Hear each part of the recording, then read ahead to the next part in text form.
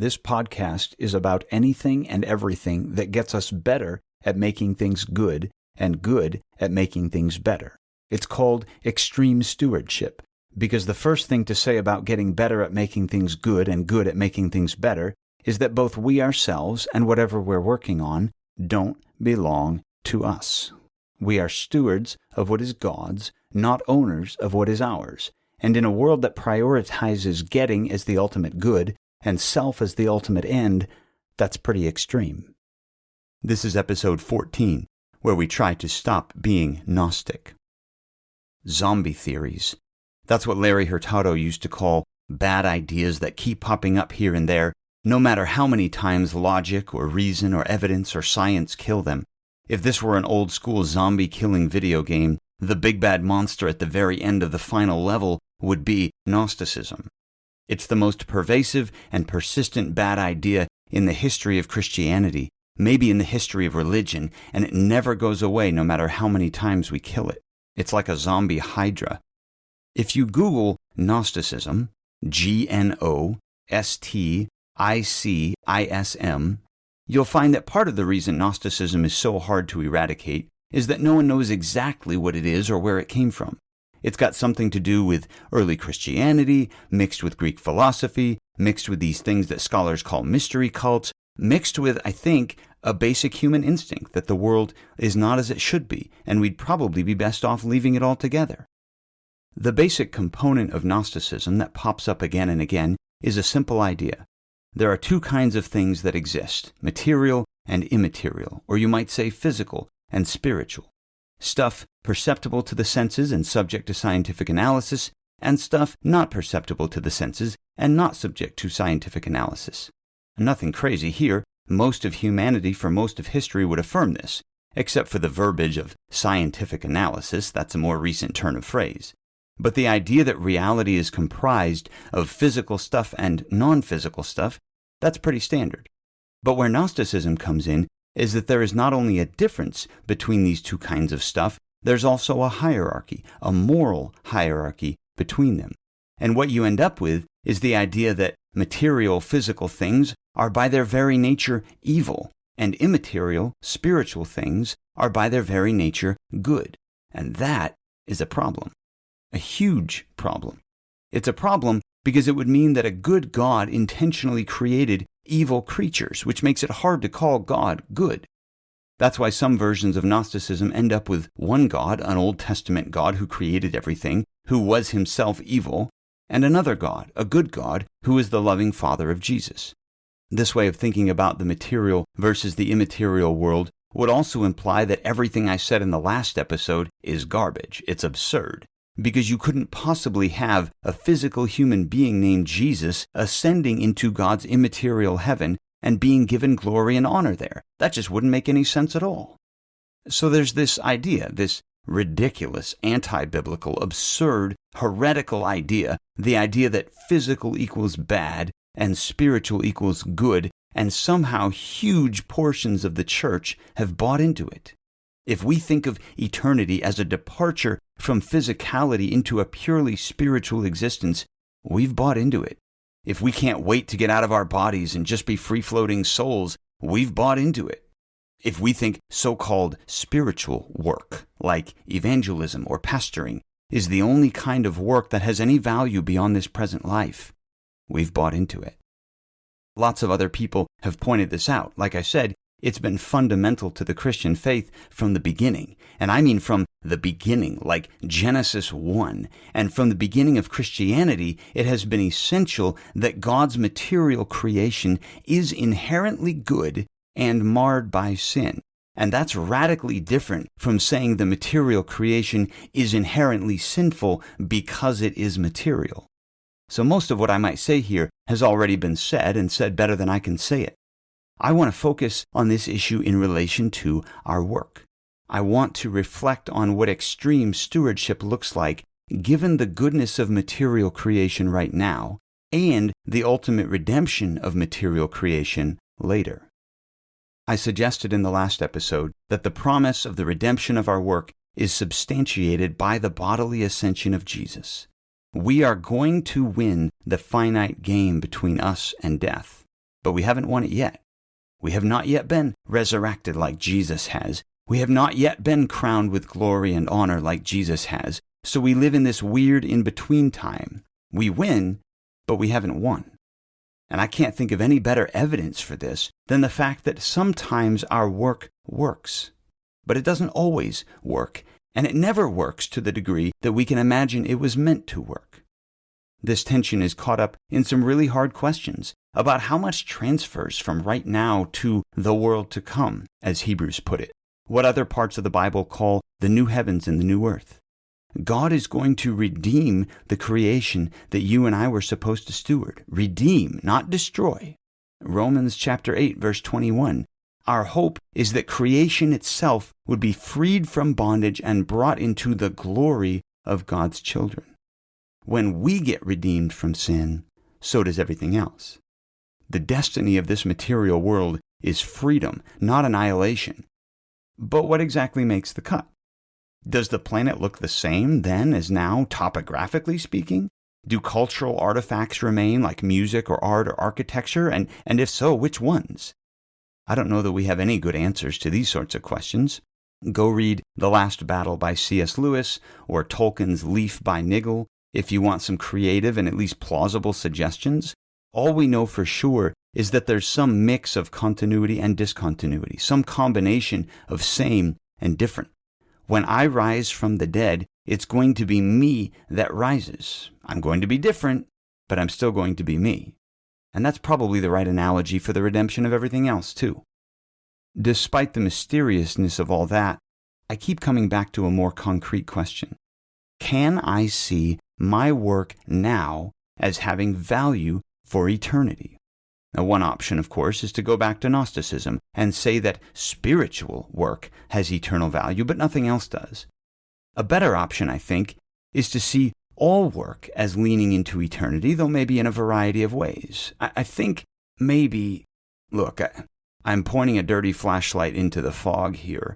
We know so little about the mechanics of eternity and human life in it, but I think, given what we do know, I think it's reasonable to look at all the work we do as practice for the work we are going to do after the finite competition with sin and death is over. Take art, for example. Whether painting or drawing or musical composition or the written word of some kind, any artist can tell you that the goal is to put your imagination on paper or canvas or whatever, because we have to get bad ideas out of our heads so that later we can formulate good ones. It's called practice. Good writing is rewriting. You probably heard that one from your English teacher a few thousand times. You have to write a first draft so that you can throw it away after you've written a second draft. That first draft doesn't last in the sense of being handed in, but it was still a necessary step in the journey toward the final version, except in this case, don't miss this, there is no final version. At no point does the work completely stop. I'm not talking about human work under the conditions of the fall, as though there is this perfect level of every human endeavor, and because of sin we can't quite reach it, but in eternity we'll all just be there. That's not what's going to happen. What is going to happen is that our process of improvement will be uninhibited by sin, but the process of improvement won't be over. That's the whole point of the story, right? God created us to improve His creation, and that's what we're going to do. Remember the infinite game? It's really infinite. That means even in eternity, we are never going to stop improving creation. The work is never going to be done. And if that's true in eternity, how much more so now in this life? The work is never going to be done. And that is a good thing, a freeing thing. It frees us from the pressure to hurry up and cross the finish line so we can retire and do nothing. It frees us from the boredom of feeling like there's nothing left to do, like there are no more worlds to conquer. It frees us from accomplishing a goal and wondering why we aren't as fulfilled by that accomplishment as we expect it to be, because there's always more. When we succeed, there's still more work to be done, and that's good because it leads us to keep acting like stewards instead of idolizing our achievements. When we fail, there's still more work to be done, and that's good because it helps us move on rather than stewing on our shortcomings. Now, right now, our work is harder because of sin, and our specific works, those rough drafts, they're going to be discarded. But they're still good practice for eternity. Agriculture? Practice. There are going to be gardens in the new creation. Art? Practice. We are going to be more creative, not less, in eternity. Exercise? Practice. Not because the studs in this life remain superior physical specimens in eternity, no. But because God designed us for physical health, and a human being, fully alive, healthy, finding their limits and pushing past them, this is improving creation. This is taking the money that the Master has entrusted to us while He's away and putting it to work in anticipation of His pleasure in that work when He returns. Exercise is a great illustration of how sin can hinder our improvement of creation, whether by laziness or sickness or ignorance or injury.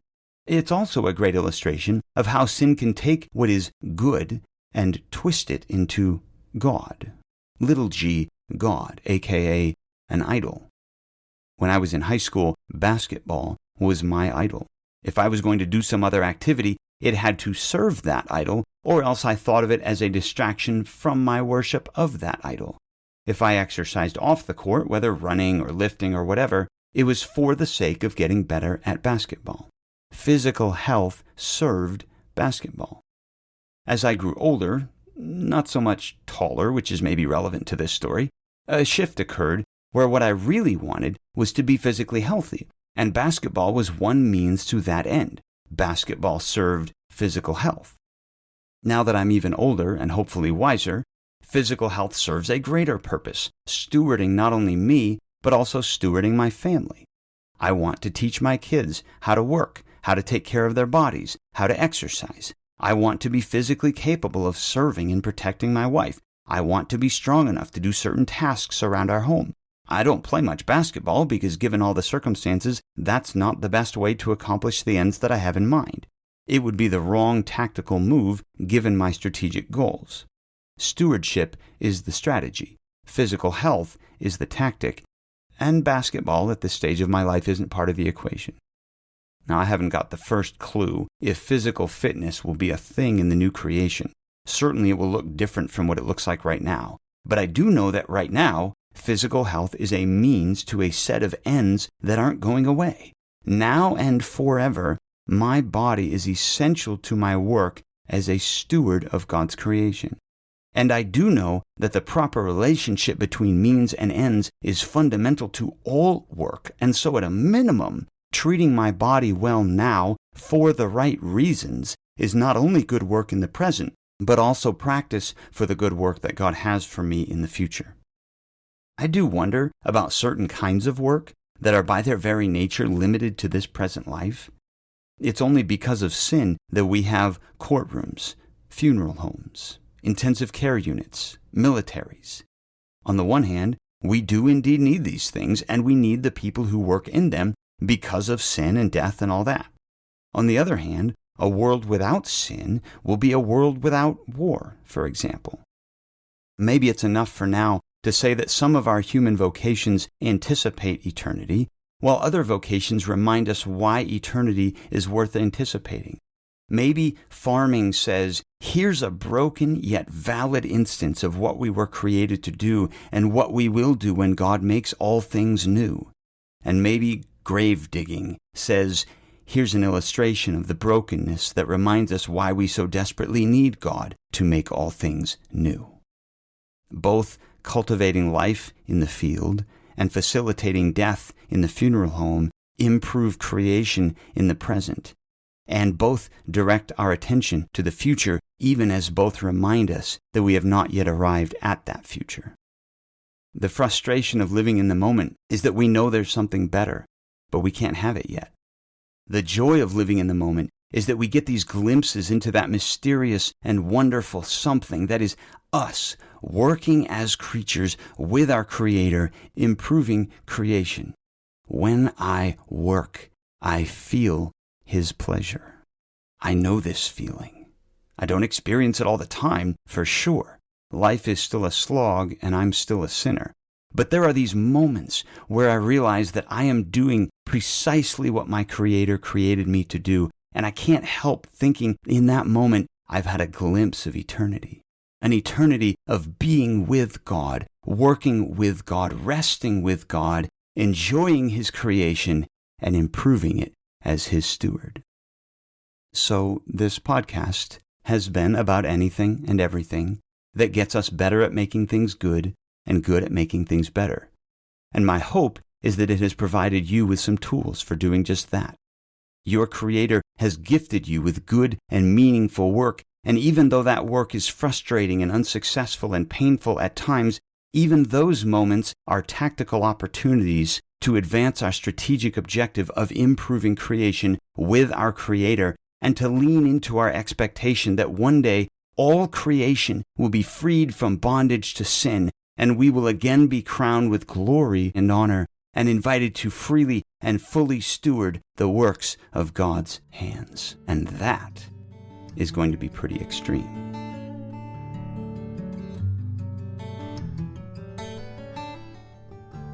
Thanks for listening to the Extreme Stewardship Podcast.